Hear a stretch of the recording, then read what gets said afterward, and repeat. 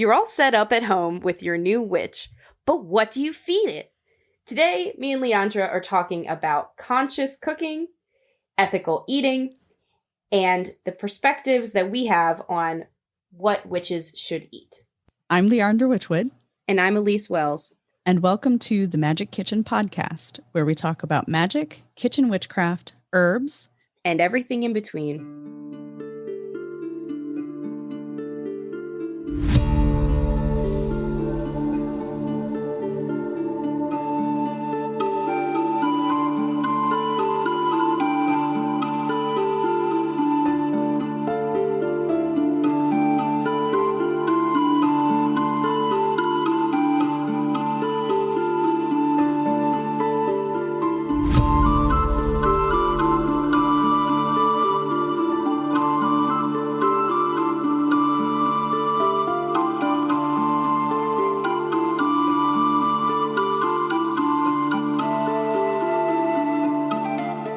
Before we jump into our fun topic on what to feed a witch this week, I wanted to invite you to my workshop on May 6th, where I'm talking about the mystical connections between Eastern magic, influenced by Hinduism, Buddhism, and how that influences Western occult practices more than you probably think.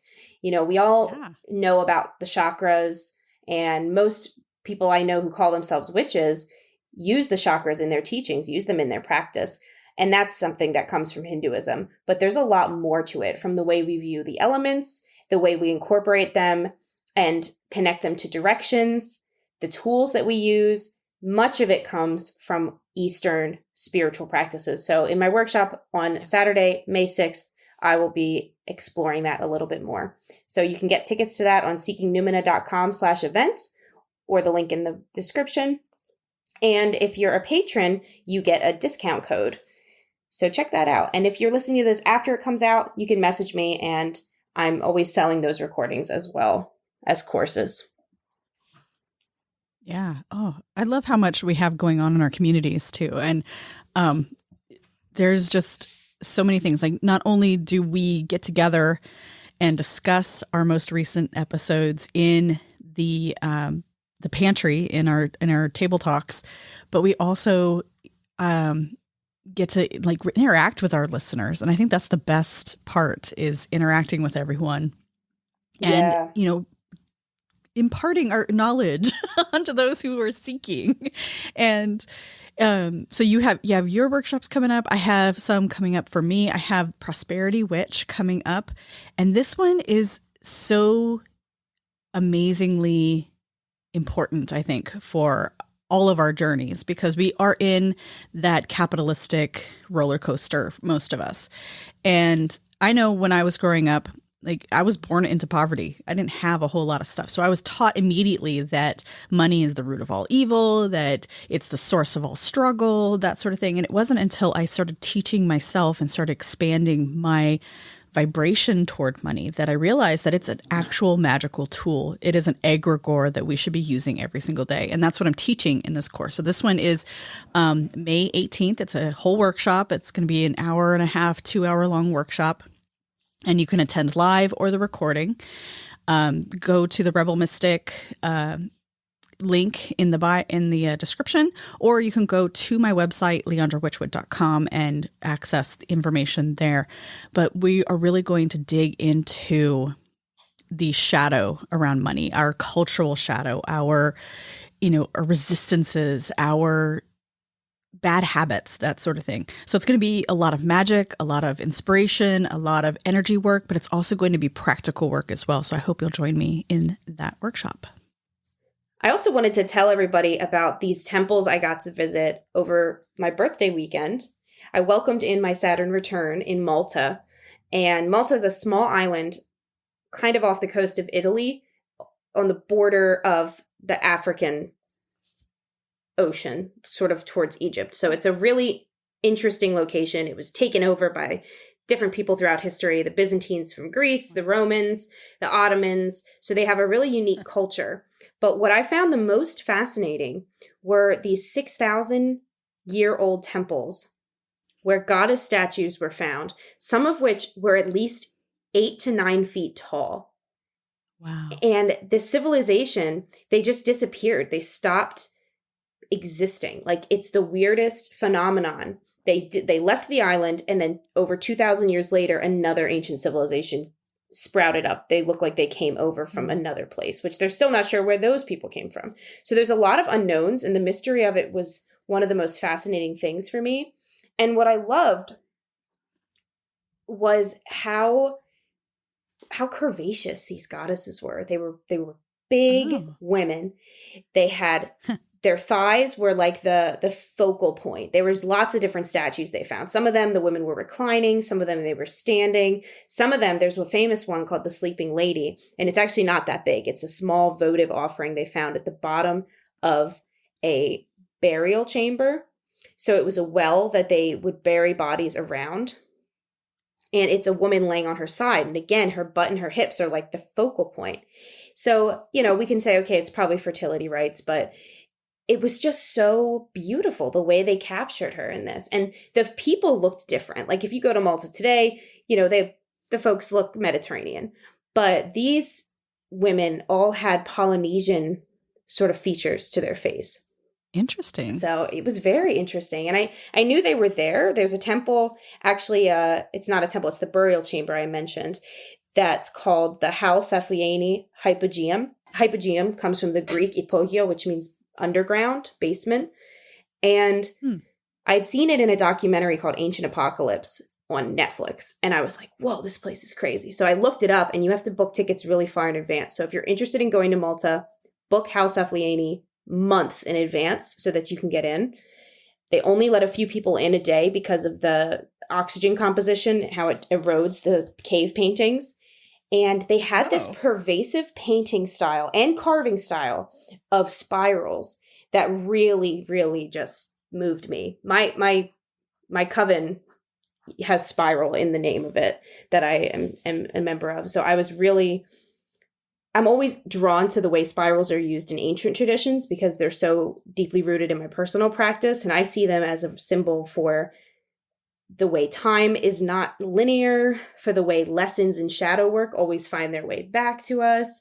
The spiral is so symbolic of what we are as witches and how we view everything: life, death, creation, destruction. And to see it in these ancient tombs and temples was just unbelievable. And they had a really strong understanding of acoustics that really blew my mind. Like, there are places, and one in particular called the Oracle Cave in this hypogeum, that when you stand in one section and you have a deep resonant voice, it echoes across every section of the 3-story place. And this was carved in 6,000 years ago. So imagine the way they must have known what to do to not have that have collapsed by now. And Malta is on a major fault line, so it has earthquakes constantly, and it's never collapsed. So it was really fascinating, and I'm actually planning to do a workshop. I'm doing more research now, and I'm speaking with some of the people I met while I was there to put together a workshop this summer on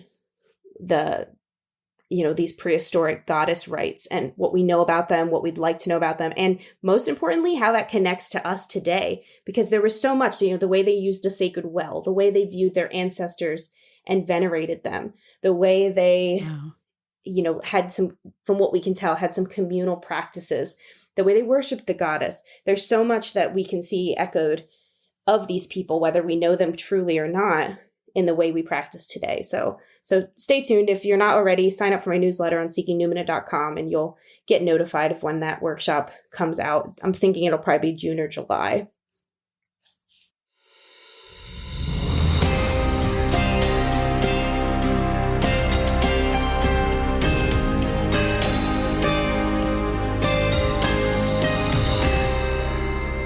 And this is all coming from the perspective of kitchen witches who practice eating and cooking and sourcing the ingredients we use from sources that support our personal ideologies and theologies in the craft. As we know, witches have multiple backgrounds and beliefs, but one thing we all share in common is a love of the earth and an agreement to live in the best way to support the environment's health, the Earth's longevity, and the health of our energy, understanding that, what we do feeds our energy and the energy of what goes on around us. And food is a really important part of that. The way we eat shouldn't be different than the way we shop or the way we spend our time or the people we socialize with. Food should also be an ethical part of our life. And we recognize this is a challenging choice to make, and there are financial restraints, there are time restraints, there are mental health restraints that might keep you from making certain choices or doing this to the best of the possibility of it. There's definitely people out there who have more resources of any or all of those that I mentioned that can do better. But I do believe that we can all do a little bit better. And in a lot of ways, it just comes from not knowing. There's a lot of things that we are intentionally kept in the dark about, that it takes a lot of research, which of course not everybody has time to do, to figure out that something is really bad for the earth. So we're just going to give you a few things that for the most part are just don't do these things or eat these things kind of advice based on our research. And they also are, we're hoping to save you the time and energy of doing some of that research, but also you can definitely use these as jumping off points to continue your research, which we always advocate for. Absolutely. And don't ever think that you have to do everything that we recommend or suggest or too stressful. That we do personally. Yeah. Take one thing, one perspective, one element, one habit change. And that's all you need to do. It doesn't have to be this huge life changing aspect, because 9 times out of 10, once we do too much, we're trying to change too much all at once, we're going to revert back because it's overwhelm. So really take in this episode and find the elements that work best for you. And then once you master the elements that you want to master, move on to what else you can do. And in my perspective, and I echo this in my book, Magic in the Kitchen, where being conscious is essential as a kitchen witch. We are not only feeding our bodies, but we're also feeding the energy that is going into our magic, into our spells. Yeah. And if we're going to manifest the best results, we need to have the best energy at our back, whether that be solely your intention or that be through your intention mixed with the ingredients you use.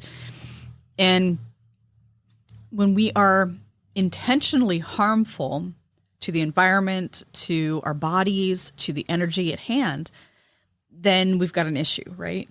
But it's the intention gets tainted when we're intentionally being neglectful or harmful. And not to say that, if you choose to use a paper plate once in a while, that's intentionally being harmful. That's just once in a while. It's when that paper plate becomes your entire mealtime routine every single day, where you're using a new paper plate, or heaven forbid, I'm sorry, but styrofoam. Ugh. Where that's it. It's like a curse word to me. I hate styrofoam. It's illegal in so Europe. Damaging. It's literally not even legal here because of how damaging it is to the earth. Because not only does it not biodegrade, but it doesn't ever. It actually sinks into the earth and poisons that soil. So it's worse than anything. So bad. Yeah. And here in America, we have a lot of things that are in our foods that are absolutely banned elsewhere because of all the harmful effects. So the more we can educate ourselves on that, the better we can treat ourselves, which once we treat ourselves better, our magic gets better. Our manifestations become more solid and grounded and quick. So I think there's a huge correlation here that I think gets overlooked, especially when we're talking about the budget witchcraft. I'm using my little air quotes here, the budget witchcraft scene, which I see popping up more and more and more, the dollar store witch type thing. Nothing wrong with that. Don't think I'm throwing any shade on that. If you're on a budget, you have to utilize what you can. But there's also the aspect of being able to make it yourself from raw ingredients, candles, symbols, that sort of thing. You don't have to buy anything except food. Food's the one thing you do have to buy, right? So why not try and make it the best quality as possible so that you are treating yourself with the highest quality possible and giving yourself more longevity as well as the earth a little bit more longevity and love.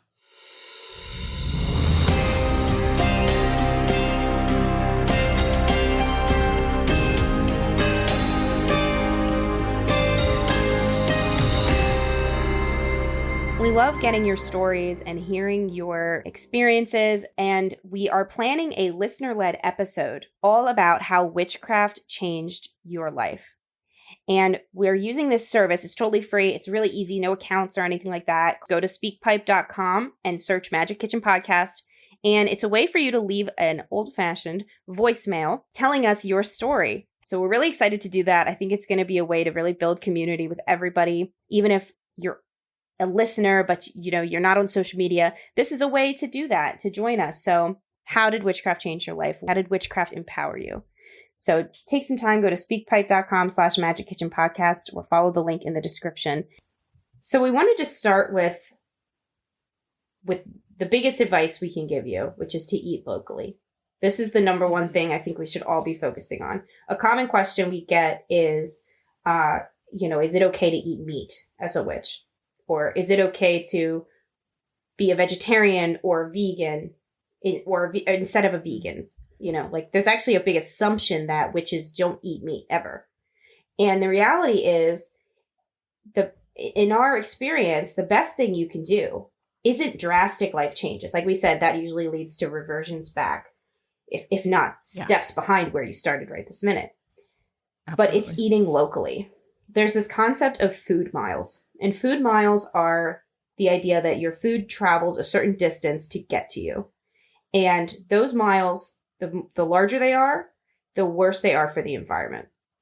So if you live in Europe and you go to the grocery store, there's actually numbers on your food that denote the food mileage. So if I go to my local Lidl, that's where I grocery shop here, and I pick up some shrimp, they could come from Greenland, they could come from Cyprus, they could come from England, and depending on where it is, the bigger the number on them, the further away they came from. So Greenland is like a 47 or something, because that's pretty far from me here in Greece.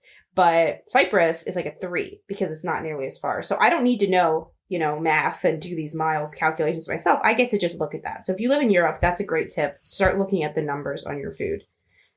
Mm-hmm. In America, of course, that does not exist. So nope. Eating locally can be a challenge, because how do you know? How do you know? So one thing you can do is look for farmers markets. You can also look for online shipping services that are about eating locally. So like CSAs or co-ops, they often do either a pickup service or a drop-off service, like a shipping service, which is going to be your local produce. So that's a really good place to start. I would say if it's too overwhelming already, pause it, come back to it in another year or so. Just start eating locally, and we'll talk to you later. Well, I still go through them a couple of times a year. It's a local place here where they have this online ordering thing where they have a list of what they have available, and then you check off what you want or don't want. And so you know what you're getting. And then they have a local pickup place where it's dropped off. We used to do this in my shop. They would come, they would drop all everybody's orders off in the shop, and then everybody would just, who ordered would come and pick it up and go on their merry way. They never have to step inside a grocery store. Some of them had times where you could pick up at the location itself. Like Spoutwood Farm out here was a big one. They had their CSA where they would have a window. Come and pick up your share. And it was always fresh food grown right there. If you wanted a discount on your food, you could volunteer at the farm, helping them weed, helping them, plant and all that stuff. And your food would essentially almost be free because you donated your time. So there's always options there. There was one like that in Lancaster that I volunteered at. I didn't volunteer from the farming side. I volunteered at an event as a caterer where they made all the food. And I'm racking my brain. I don't remember what it was called. I hope it's still there because this was when I was in college. But yeah, like look it up in your area. Like look for the CSAs And then once you find them, contact them or check their website and see if they're doing volunteer opportunities, because it can get expensive to try to eat ethically. And we all know that, right? We try to eat organic, but the fact of the matter is, a big myth is that eating organic is necessarily better for you. Right. Unfortunately, in the US, organic produce has the ability to use a dozen different pesticides, which in Europe are not organic pesticides. So in the States, when you're buying organic produce, it actually is not organic most of the time. I mean, if you go to a local person, you can literally ask them, like, what pesticides do you use? And hopefully they'll be honest and tell you. But when it comes to the grocery store and it just has that label isn't really as good as we think it is. And I was like pretty disappointed and shocked when I found that out. So yeah, because the USDA only makes it a certain percentage that it has to be considered organic. I think it's like 90. It's not even 99%. It's lower than 99%. I don't remember the exact percentage, but yeah, USDA does not make them refuse the banned chemicals. It doesn't account for a lot of things. Yeah, and those vegetable washes that you can buy at the grocery store in the US, they also have chemicals in them that are pretty bad for you. So if you are looking for a way to use vinegar. Yes, exactly. That's what I was going to say. Soak them in white vinegar. It is a bummer because certain things like strawberries, you're worried about the flavor. I've actually never had that problem. I will dilute my vinegar and it's... Yeah. And vinegar is great at killing mold. So berries, which tend to mold more quickly, if you give them a little soak in that diluted vinegar and then dry them off really well, they won't go bad as quickly. And you don't need any chemical on them. Yeah, it's really cool. I didn't know that. Yeah. So there's definitely things we can do that, do help. And there's things that we're told that help that do not, like the organic thing. Yeah. So don't stress about the organic labels. No, don't even. And I've found that a lot of things that think about it, our grandparents, how did they do things? How did they preserve food? How did they wash food? How did they get their food? Because not everybody lived near a grocery store. Not everybody lived, they did grow a lot of their own stuff, but they also traded with their neighbors. So maybe you have a garden, then your neighbor has a garden, and you don't have things that, you don't grow things that your neighbor grows and vice versa. Or your neighbor has an overabundance of zucchini and a million different ways to make zucchini outside of zucchini bread. Yeah. There are options out there. You just have to get a little creative. Mm-hmm. And another thing you can do to help this, it's sort of eating locally, is sign up for services. I wish we had a sponsorship for this, but like Imperfect Foods or the one that I used when I lived in Baltimore was called Hungry Harvest, and they're a much smaller organization and they're not available everywhere. But what these organizations do is they take food that is either very close to expiring or was considered non-classifiable by the grocery store. So this is produce that maybe this avocado is not small and it's not large. So they don't know how to label it. So they're going to throw it away. Like, I wish I was kidding, but that's like a real phenomenon. Or this apple has a little too much yellow spots and not enough red spots. So we can't label it as gala. So we're going to throw that away. So these foods are not expired. They're not rotting. They're not damaged. They are just unclassifiable. Or it might be like, I used to get protein shakes through them. These protein shakes were $7 a bottle. I would never have been able to afford them. But through them, you could get 4 for $5. So I would stock up. I loved them. But it was because the label was printed wrong. So gotcha. It's these kinds of situations. The food isn't bad. It's just not marketable in the capitalist sense. So look for these websites. They're really helpful and they're cheap. I saved so much money doing it and I was alleviating food waste. Like, it was a win-win for everybody. And and along that lines, another option is if you have like a small local grocery store. There's a couple of them out here where they're connected to their own farms or they have like a network of local farms. What they'll have is what they call seconds. And those are usually like tucked away, maybe just inside their, the back doors of their produce section or whatever. But if you ask them, can I buy seconds? And what that is this unclassifiable they're imperfect foods, or they're near going bad. They just can't put it out on the shelf because of our capitalistic mindset. People will go, ew, I'm not buying that, even though it's a perfectly good tomato or perfectly good apple or perfectly good a basket of berries that just needs to be used in the next couple of days instead of sitting in the fridge for a week. Yeah. Yeah. And actually, I just remembered this too. I was watching Down to Earth with Zac Efron on Netflix. His second season takes place exclusively in Australia. And I know we have some listeners there. He was in Melbourne, and they met with a couple of companies that do the same thing. So if you're in Australia, there is a company doing this there. I don't remember what it's called, but I'm sure it's Googleable. And it's one of those things, once you know it exists, you can start looking for it. And, chances are your Facebook ads are now going to say this because you listen to this podcast episode.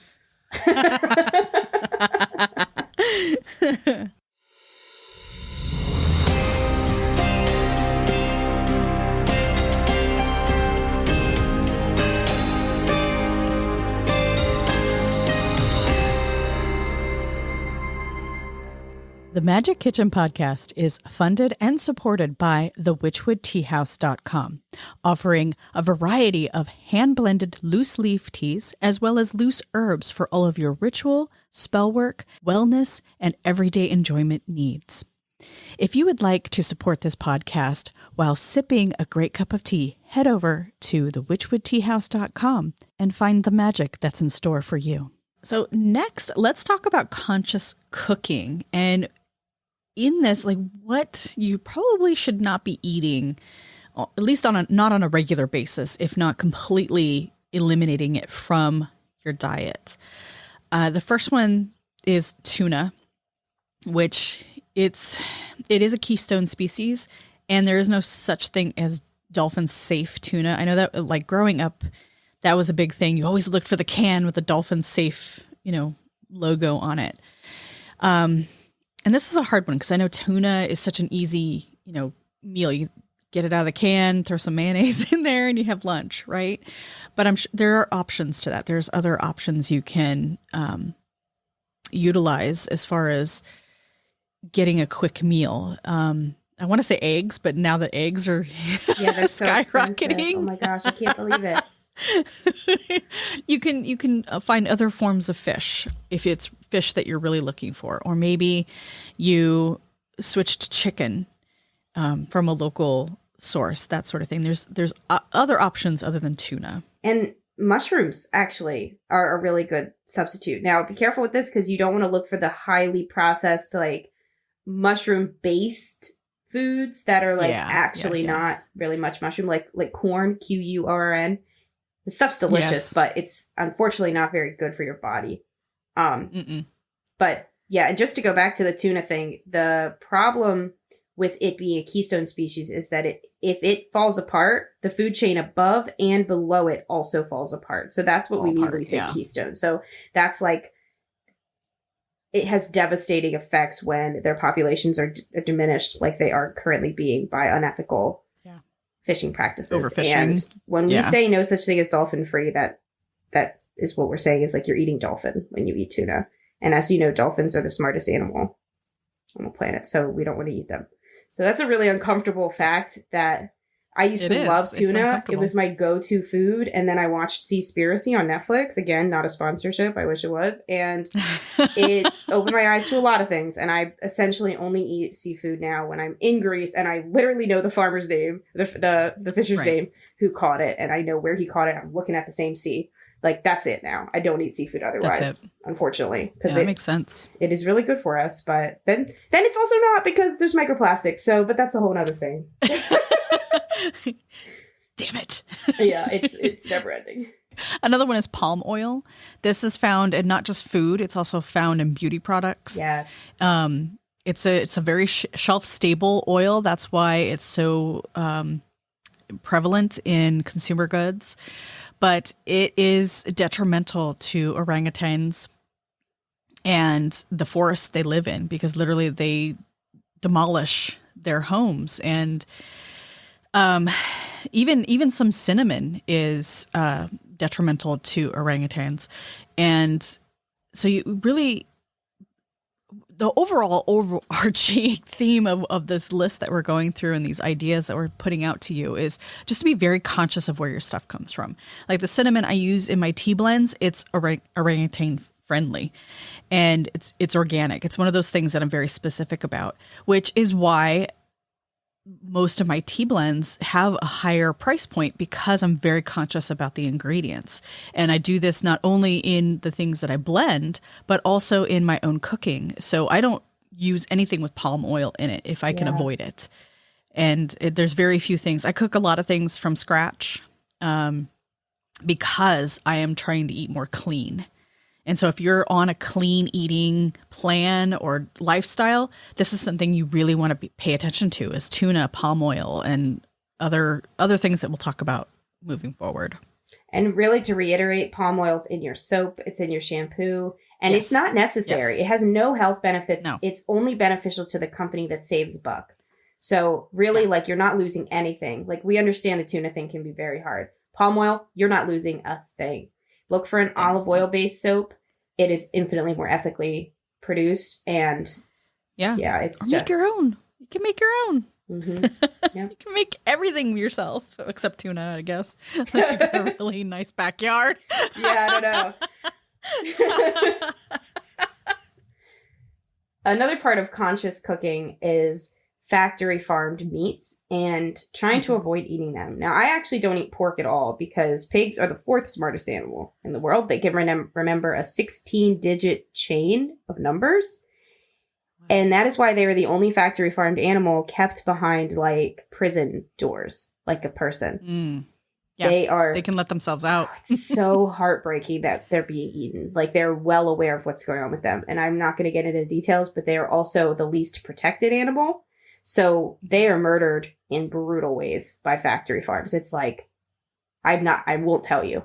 It's just that bad. If you want to look it up, go for it.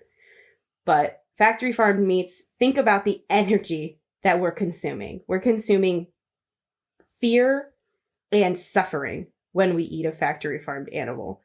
And that cruelty is going to affect the flavor, if we want to be selfish about it. And it's going to also affect the energy of us, because that's the energy we're consuming. Food is energy, right? So really being careful about factory farmed meats is important. And I want to stress that, because I did not realize, and I write about this in my book too. If you read my book, Magic in the Kitchen, I wrote about this because when I first moved out on my own, so growing up, we always had a farm. My grandfather raised his own beef, raised our own pork, chickens. We even had rabbit on the farm, which that one didn't sit right with me as a child. But and we had goats for milk and all that stuff. So growing up, I only knew fresh meat in goat milk. I never knew anything about going to the grocery store and getting my meat and dairy products. So when I moved out on my own, I go to the store. I'm like, oh, I'm going to make this chicken. I'm have a nice dinner. It's my first dinner in my house. I opened up the chicken and it smelled rancid to me, because I was not used to how old meat is in the grocery store, and all the stuff that they pump it full, like all the saline and stuff that they put into it. And chlorine, all the stuff to preserve it. I mean, the meat you buy from the grocery store in those big packets, that stuff's old. It's not fresh meat. It's only considered fresh because they didn't freeze it, or because it's still edible loosely. And I thought I was going crazy. I called my mom and I'm like, Mom, what's wrong with this meat? It says this. Like, should I take it back? She's like, no. She's like, that's grocery store meat. She's like, you're not used to it because you have been eating off the farm since you were a little kid. So I'm like, oh, okay. So whenever I can, I buy locally and fresh, from butchers that are local, because it is so different and you don't realize it until you start doing this. Same with like grass-fed butter versus, factory produced butter.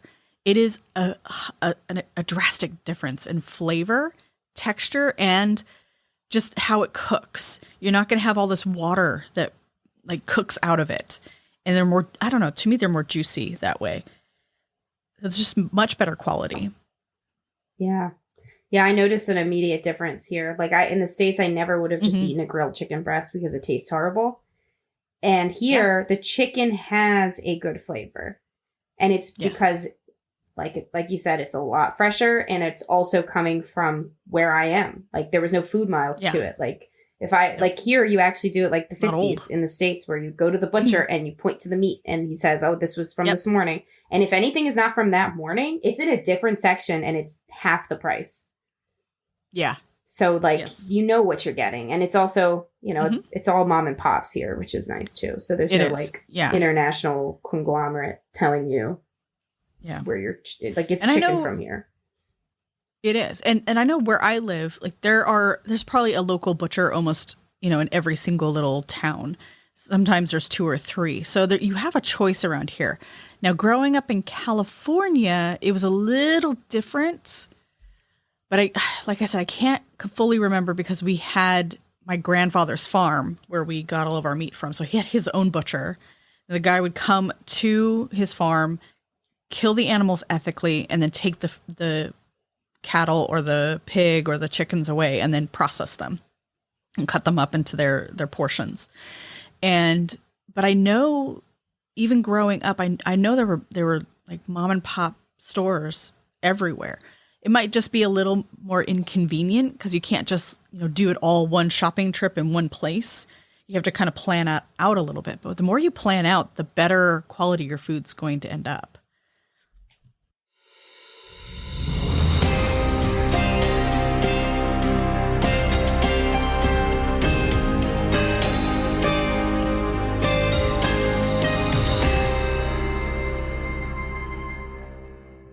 Are you enjoying the show? If you are, we'd really appreciate a 5-star review. It helps us to reach more listeners like you and to keep doing the Magic Kitchen podcast. Thank you.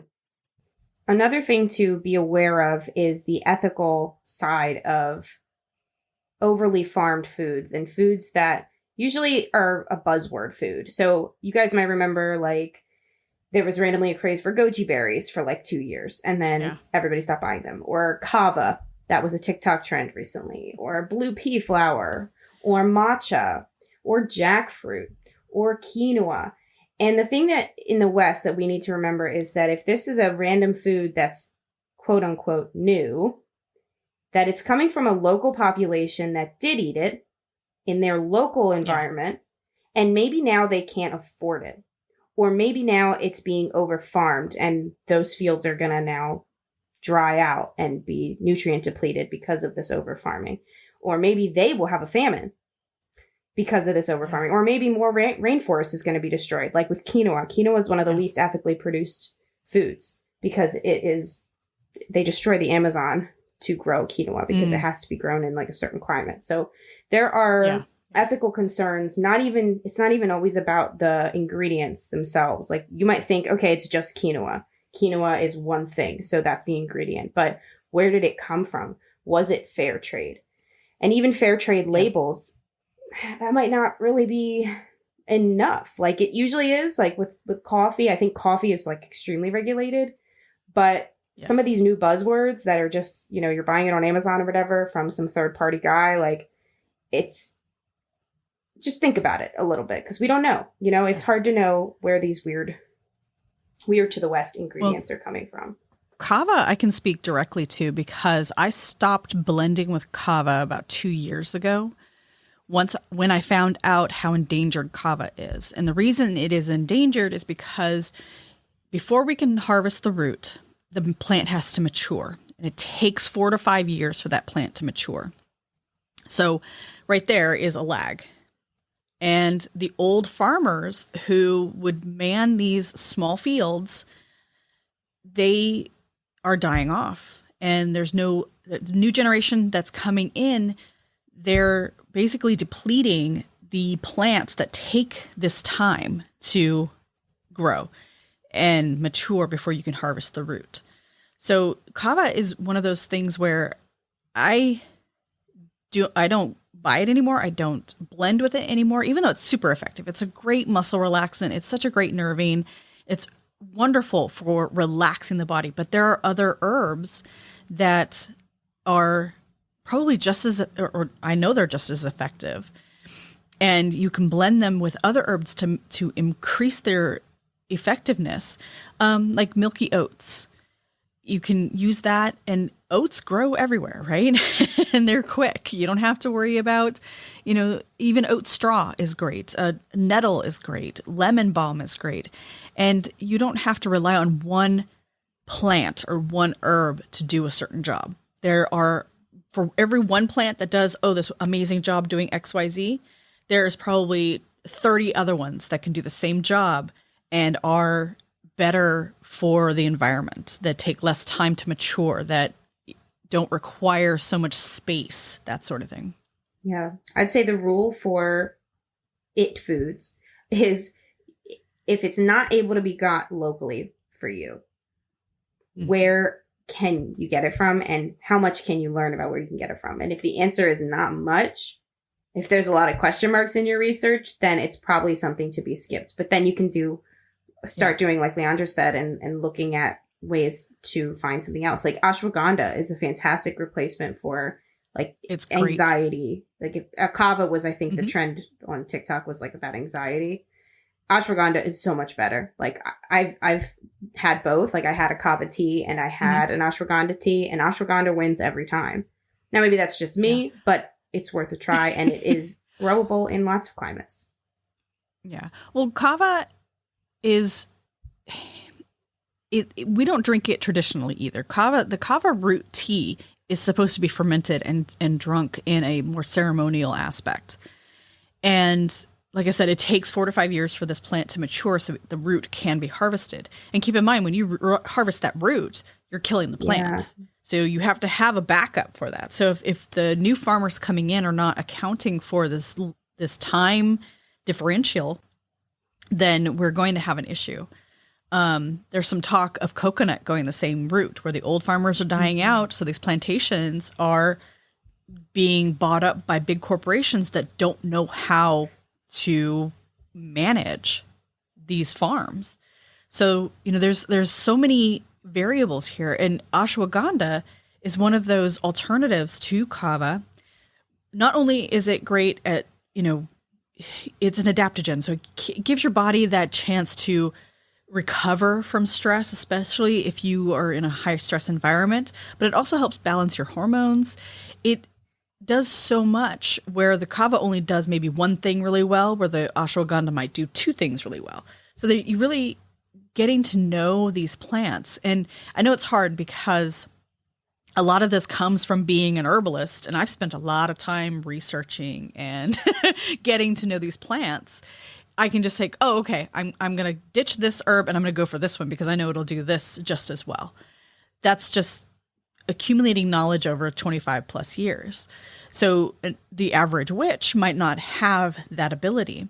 So this is where you ask questions. You go get some books. Take a class on herbs for certain purposes. Or I'm planning to have a magical herbalism class coming up that'll offer a bunch of options. So keep your ears open, keep your eyes open for the knowledge you seek. It's there.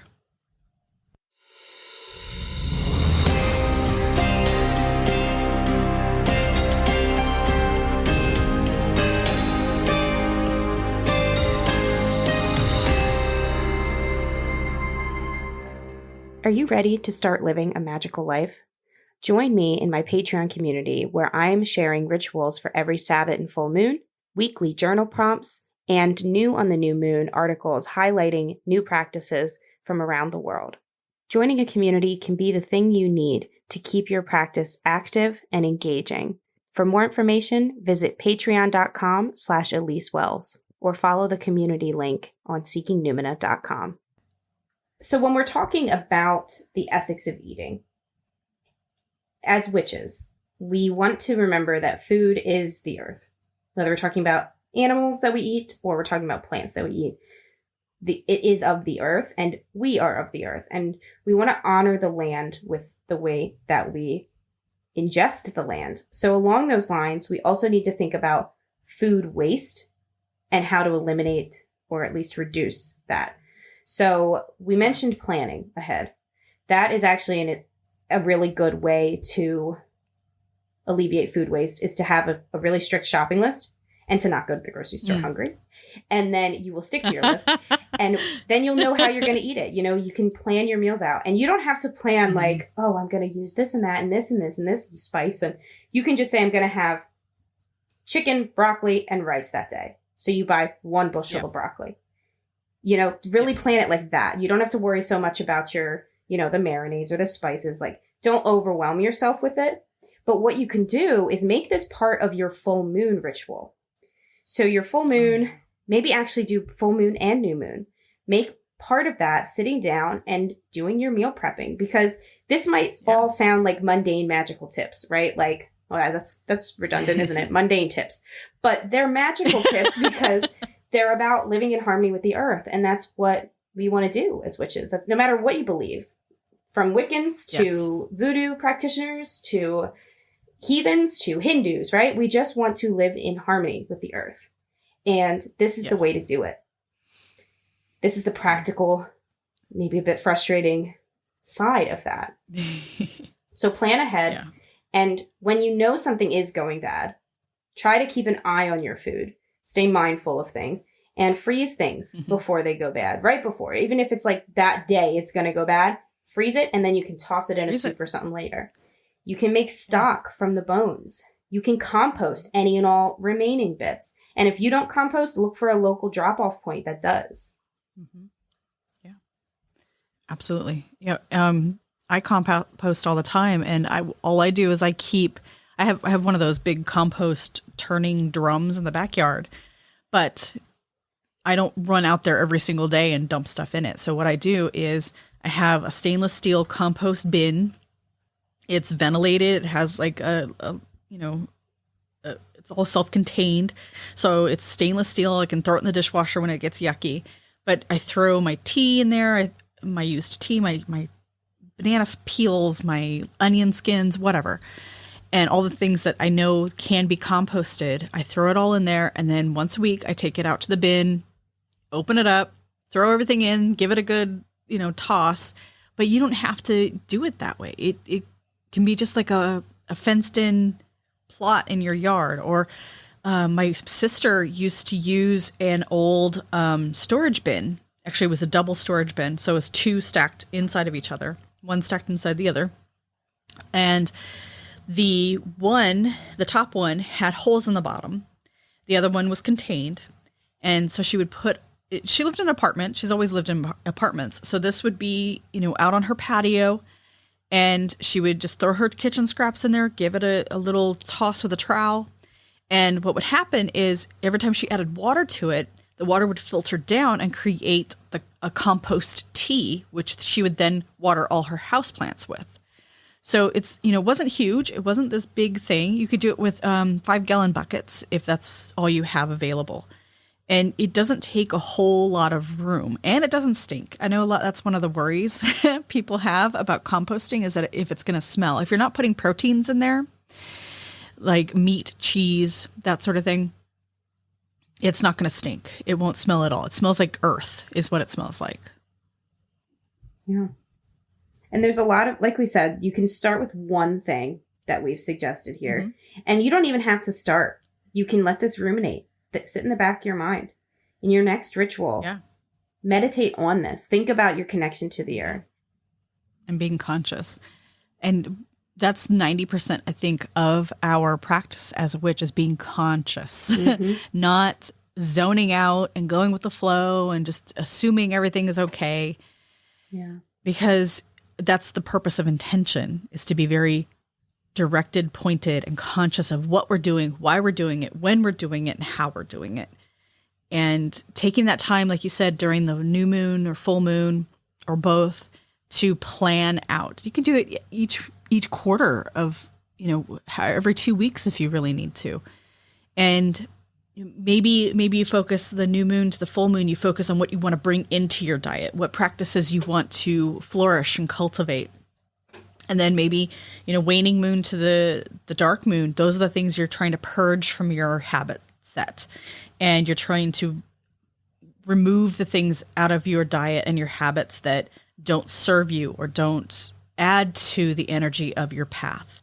Yeah. And when we're talking about the energy of our path, the energy of our craft, what we put into our bodies and what we cook and do every single day is the meat and bones of that.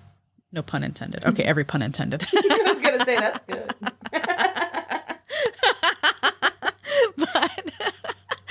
But we have to be conscious. And I know it's really hard when we're working 9 to 5 and we have the kids and we have the dogs and we have the cats and we have the family and the blah, blah, blah, blah, all this stuff. But this is where setting those really good boundaries for ourselves and our needs comes into play. Because when we start setting those positive boundaries where we're like, okay, I am going to do this from this time to this time and I want no interruptions. So please respect that. And it's I think sometimes we make things harder than they have to be. So really take one thing and make it work. If it doesn't work, then see how creative you can get with working around the idea that you're trying to implement. Find the thing that works for you. Find the things that work for you. And use the moon cycles to help you do that. Use the energy of the land to help you do that. Use the energy of a candle to help you do that. Whatever you have available to you. Make it conscious and make it purpose-driven. Yeah. Conscious eating is empowered eating. And that's the key. And that's what you feed a witch. Yeah. You feed a witch conscious food. Yeah. And conscious empowerment. I love it. Merry meet. Merry part. And merry meet again. Thank you for joining us on the Magic Kitchen podcast. Please visit my website, leandrawitchwood.com, for news, information, and more episodes. I'm Elyse Wells, and I can be found at Seeking Numina on YouTube, Instagram, and Facebook, and seekingnumina.com. That's Seeking, Numina.